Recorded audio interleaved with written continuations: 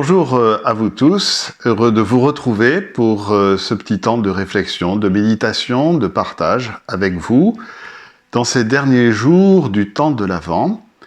Et ces derniers jours du temps de l'Avent, la liturgie nous propose de nous recentrer vers la famille de Jésus, la famille de sang de Jésus, et en particulier de cette naissance de son cousin, qui est comme un prélude à la naissance de Jésus. Alors, je vous propose que nous essayons de découvrir Zacharie et Élisabeth, et que ce qui s'est passé pour eux, nous essayons d'en tirer comme des enseignements, des leçons, pour le temps que nous traversons avec cette crise écologique, crise sanitaire.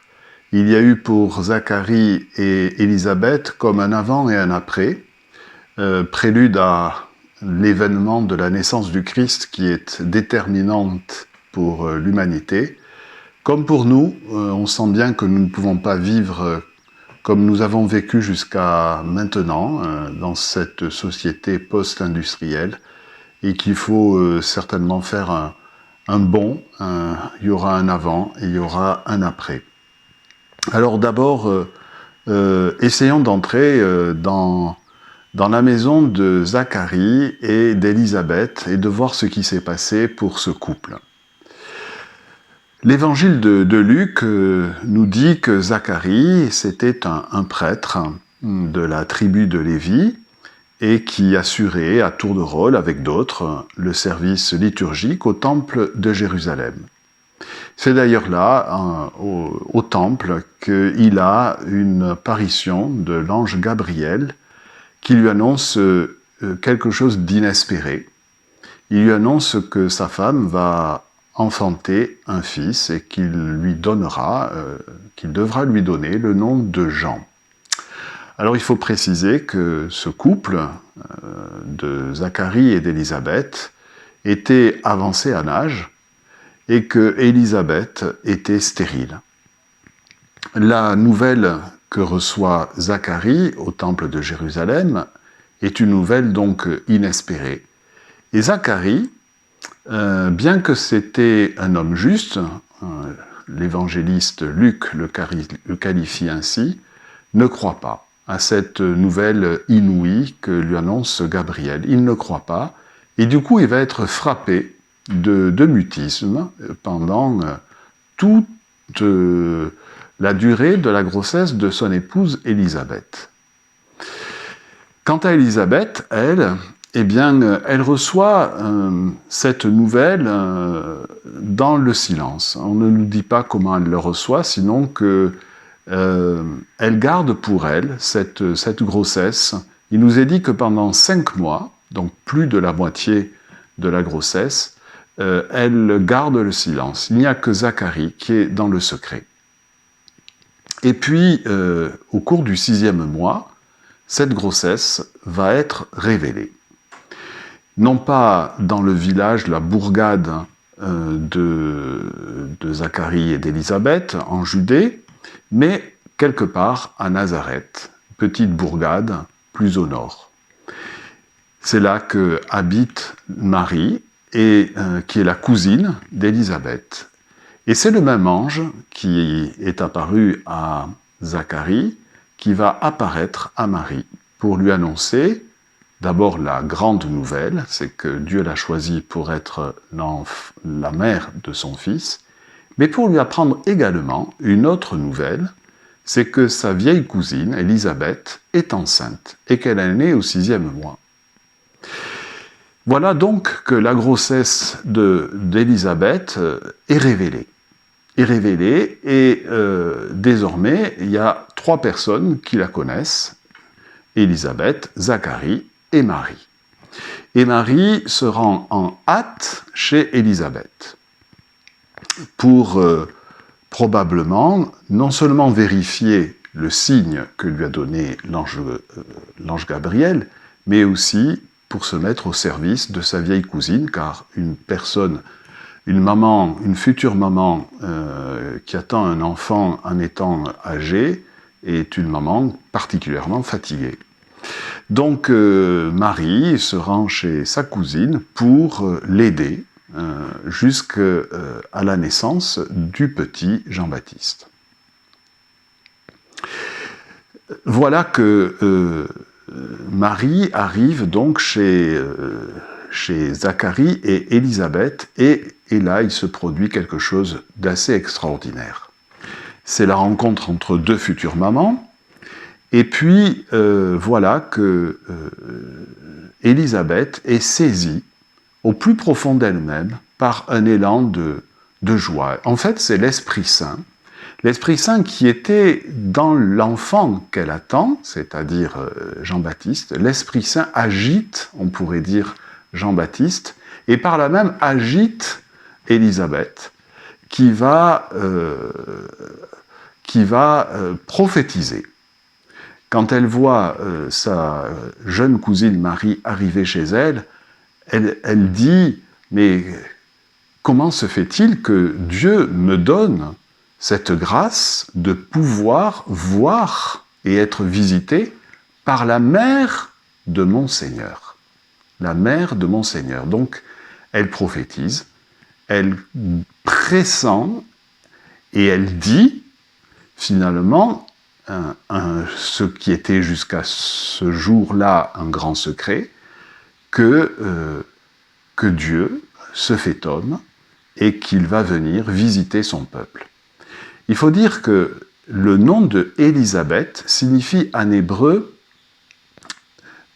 Dieu tient parole, ou mon Dieu est promesse. Mon Dieu est promesse. Élisabeth est celle finalement qui annonce que la promesse de Dieu vient se réaliser. Et l'enfant qui naîtra d'elle, Jean, signifie Dieu fait grâce. Donc elle est témoin d'un double événement qui manifeste l'action puissante de Dieu. D'abord, la promesse est en train de se réaliser et son fils en est comme le prélude.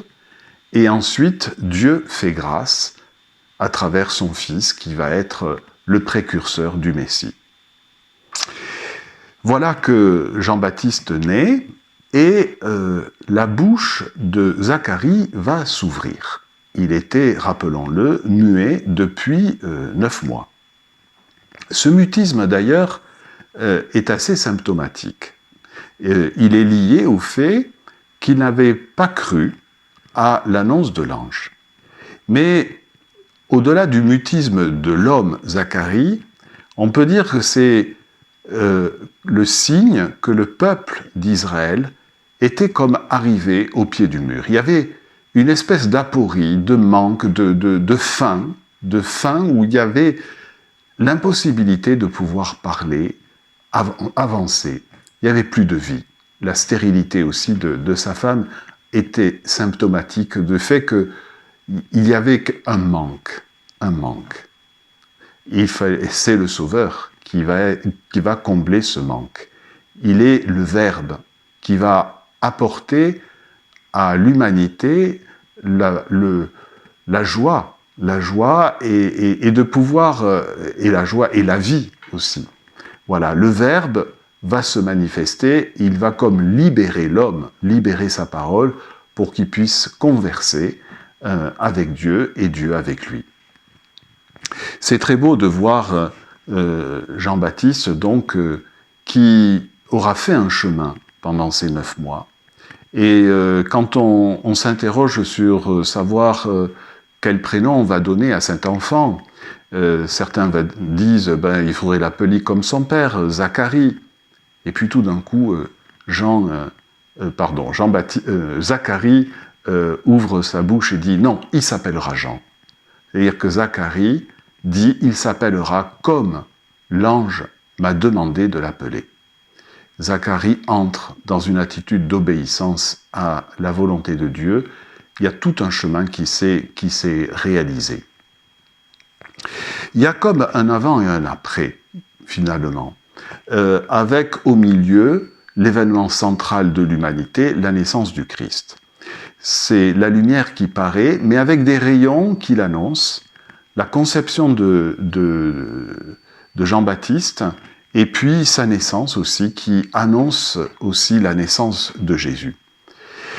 Ce que je voudrais essayer de retenir dans tout cela, c'est de voir tout ce processus à l'œuvre dans cette maison de Zacharie et d'Élisabeth, et d'essayer d'en retirer comme un enseignement pour l'époque que nous vivons.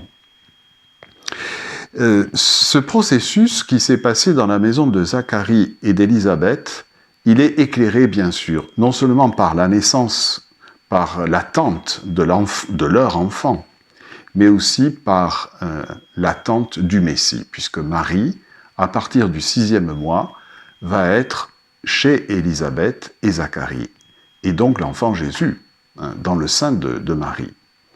Donc déjà, le Verbe est là, dans cette maison, et il va accompagner tout ce processus d'enfantement, à la fois dans la vie d'Élisabeth, de ce couple, un petit enfant va apparaître, mais aussi dans le cœur de ses parents qui vont grandir dans la foi, dans l'humilité et dans la joie. Alors, nous aussi, nous vivons un temps compliqué, un temps difficile. Pourtant, il nous faut garder l'espérance. Pourquoi ?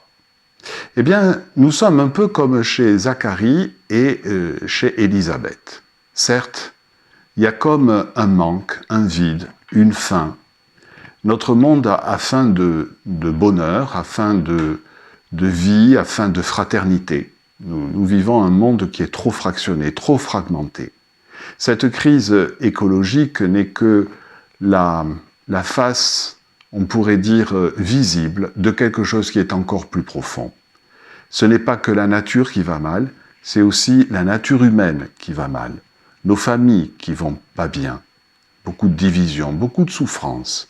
Il n'y a pas que ça, mais il y a aussi cela. Et pour autant, le Verbe est là. Le pape François dit, à propos de l'événement de l'incarnation, une personne de la Trinité, c'est-à-dire le Fils, s'est insérée dans le cosmos créé en y liant son sort jusqu'à la croix. De manière particulière, depuis l'incarnation, le mystère du Christ opère secrètement dans l'ensemble de la nature. Autrement dit, avec la présence du Verbe caché au milieu de nous, tout n'est pas perdu. Tout, il y a comme un commencement qui est là, qui peut poindre à tout moment dans nos vies et dans la vie des hommes. Et ça, c'est très important, et c'est la raison pour laquelle le pape, à la fin de son encyclique Laudato Si, sur l'écologie, il dit « Tout n'est pas perdu ». Si je propose tous ces changements qui doivent avoir lieu, c'est parce que tout n'est pas perdu. Les êtres humains, dit le Saint-Père, s'ils sont capables de se dégrader à l'extrême, ils peuvent aussi se surmonter, opter de nouveau pour le bien et se régénérer, par-delà tous les conditionnements mentaux et sociaux qu'on leur impose. Voilà, je voudrais insister sur cela, ce germe d'espérance qui a été déposé dans la nature, dans notre nature, le jour de l'incarnation du Fils de Dieu dans le sein de Marie. Nous sommes un peu chez Élisabeth et Zacharie, avec cette présence cachée du Verbe qui est là, la lumière. Cependant, comme Élisabeth et Zacharie, nous avons à faire un processus de conversion. Alors, quel est-il, ce processus de conversion ? Je pense que par rapport à Élisabeth, nous avons à emprunter son humilité, son silence. Cette femme, quand elle a su qu'elle était enceinte, que sa honte était enfin passée, elle aurait pu le crier sur tous les toits. Non, elle a préféré le taire, garder cela pour elle, parce qu'on le sait très bien, le bruit ne fait pas de bien, comme le bien ne fait pas de bruit. Et Élisabeth, finalement, avait une attitude d'humilité pour garder ce secret en elle, le méditer, un peu comme Marie méditera aussi beaucoup de choses qu'elle ne comprendra pas à l'avenir. Et je crois que cette attitude d'humilité est le ressort pour le changement de la société qui est absolument nécessaire. L'humilité, le pape en parle beaucoup dans Laudato Si. Il nous dit que le drame de la crise écologique actuelle vient du fait que l'homme a voulu mettre la main sur la création, se faire non pas le gérant responsable de cette création, mais le dominateur de cette création. Et qui dit dominateur, dit évidemment cet orgueil dans le cœur humain. Tout le processus de transformation commence d'abord par une attitude d'humilité et qui amène aussi une attitude d'émerveillement. Et peut-être devrions-nous davantage contempler, nous émerveiller de toute cette beauté qu'il y a autour de nous, comme le dit le pape François dans son encyclique Laudato Si, de toutes ces caresses de Dieu. Il y en a dans la nature, la beauté des paysages, mais aussi dans nos familles, il y a de belles choses. Savoir nous émerveiller dans une attitude de reconnaissance, d'humilité, de simplicité, à la manière d'Élisabeth.